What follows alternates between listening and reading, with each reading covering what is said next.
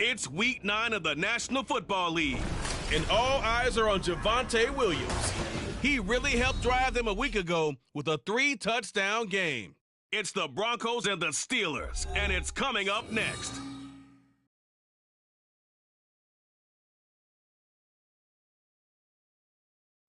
EA Sports coverage of the NFL has us at the foot of the Rockies, just west of downtown Denver at Empower Field at Mile High. Today, it's a Week 9 matchup.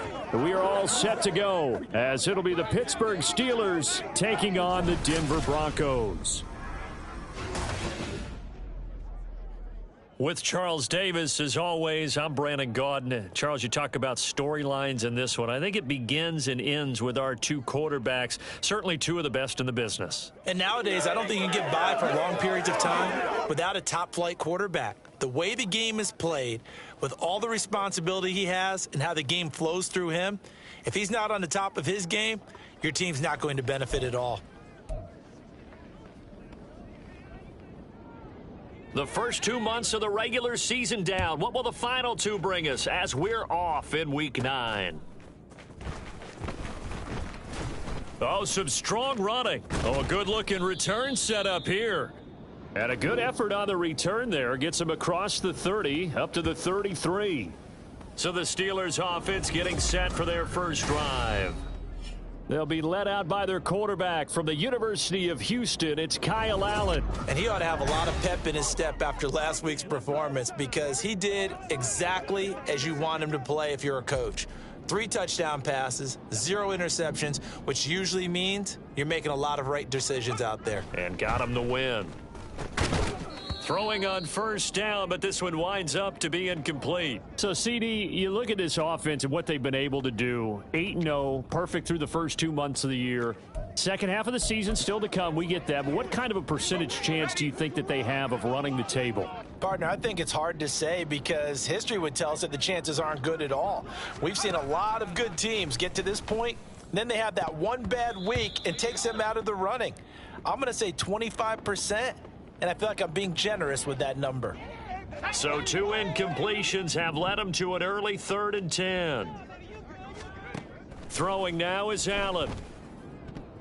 And that will be incomplete.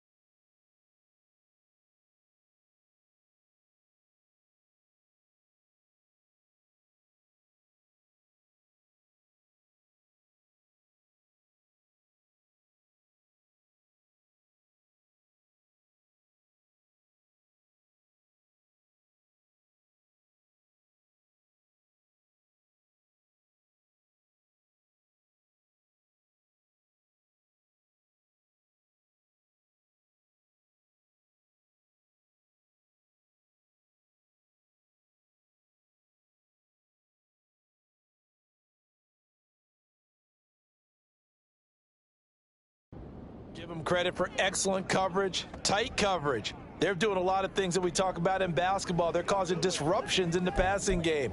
And as long as that continues, it'll be tough for them to gain any momentum throwing the ball downfield. So still a scoreless game in the first, but they're going to go for this thing on their own side of the field on 4th down.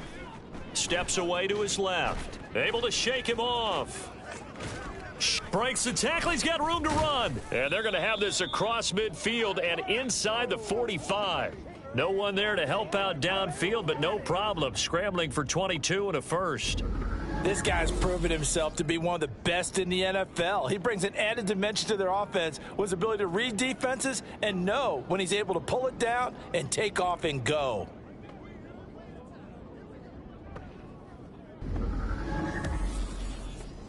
Let's have some fun. Let's get some me and you, baby. Me and you. Here we go. Here we go. Throwing on first down is Allen. That's going to be knocked away and incomplete. But you look at this Bronco defense. Coming into this one ranked number 19 in the NFL against the pass. And the easy thought process is that stopping the run is the least of their problems because they're facing the #1 passing team. This is caught inside the 15.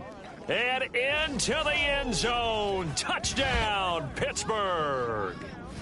A big play there. His first touchdown on the year. And the Steelers get the upper hand as they're on the board first here this afternoon. They're the favorite, no question. And when they score like that on the opening drive to set the tone, you're the underdog on the other bench. That's hard, isn't it? Yeah, because you can't bring the home crowd into it because you're counting on that to be a part of your equalizer, ride their momentum.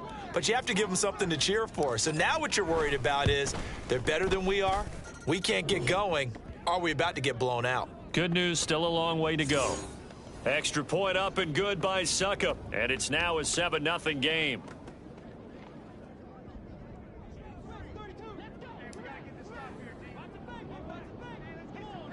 Now it's Ryan Suckup on after the touchdown to kick it away.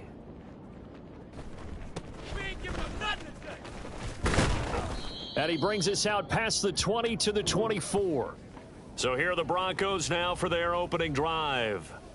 They'll be led out by the man who proclaims to be from a whole pack of Badgers. Came into the league back in 2012, Russell Wilson. And similar to his nickname, Russell Wilson has a dangerous mix of skills, the ability to throw from the pocket and extend plays and throw on the run. Not to mention an absolute winner.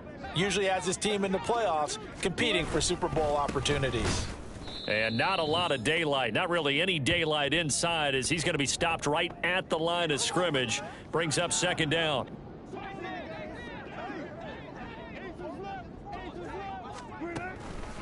Off the draw, here's Williams. And he'll be brought down on the 30-yard line after a gain of 6.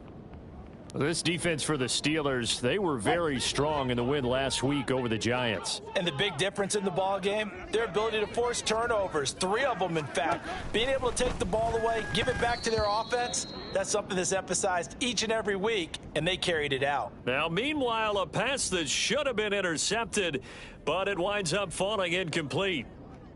And here's Daniel Whelan on now to punt. And back deep, Gunnar Olszewski. Only 2 punts for him last week in the loss as he gets this one away. This is fielded at the 27. Breaks through the contact. And now off to the races down the right side. And he's in for 6 and a Steeler touchdown. He returns that punt 73 yards. And the Steelers are able to strike quickly to add on to their lead. When you've got a guy that fast back there to receive punts, that's a nightmare for the guy game planning, the special teams coach, but it's also a nightmare for the punter. Sometimes they get so nervous that they mishit the ball and kick it right to him.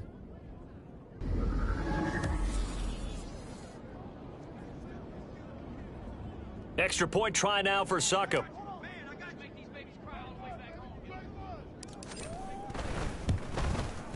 And it's good, and they have jumped out here to a quick 14-0 first quarter lead. So his big play capability in full display there as he's able to return that punt for a touchdown. So after surrendering the punt return for a score, let's see what they can do in turn on this kickoff. I got you, boy. I got you, boy. And he'll get it up just past the 20 as his guys will go to work at the 21-yard line. So now the second drive offensively coming up for the Denver Broncos.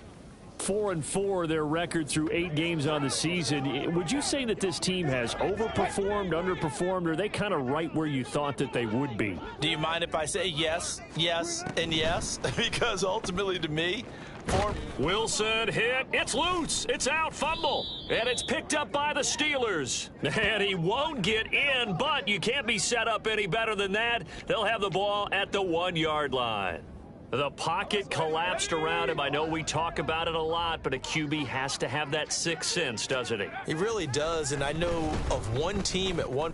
And he's in. Touchdown, Steelers. Kyle Allen with his second touchdown of the game and 5th on the year. And the Steelers take a 3-touchdown lead. Boy, still in the first quarter, and look out. I mean, they are on pace for over 80 points in this game. I don't know that they'll get there, CD, but this has been impressive to watch so far. That certainly would be history in the making, wouldn't it, partner? I'm glad we're here to actually watch and see if it actually happens, although, like you, I have my doubts, but they are firmly in control of this game. Extra point put through by Suckup, and it's now 21-0. Well, they got the ball in great field position. One play later, boom, end zone.